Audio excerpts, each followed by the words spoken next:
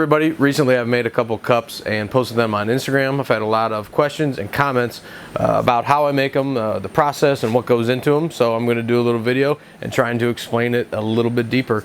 The first thing we're going to do is we're going to take this piece of wood, we're going to put it on the lathe, and we're going to make it round. Alright, I'm getting ready to go here. Take the cherry blank and put it in the lathe. Here I'm just making it round, truing up the left side and the right side to make sure it's pretty square in the lathe.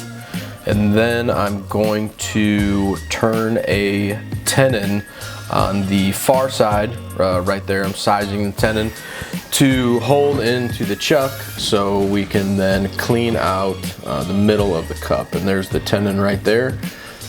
That is going to go in the chuck.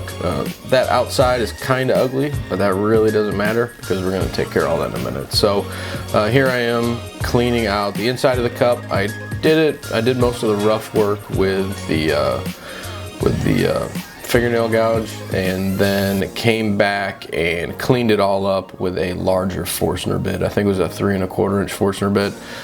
The material is just coming out way quicker with the tools as opposed to the bit. That's kind of a big hole for that bit. So I did most of the rough work with the gouges and then switched over to a Forstner bit to kind of clean it all up.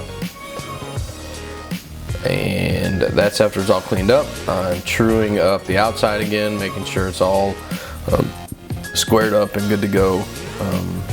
Trying to get a pretty uniform wall thickness there on the cup. After the inside's all cleaned up. So I did the inside first and then switched to the outside.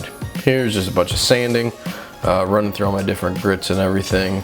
And then here I am actually parting it off of the lathe. I'll leave the tenon, I'll leave in that chuck, and just I'm basically cutting it off with that tool, and I will finish up with the handsaw.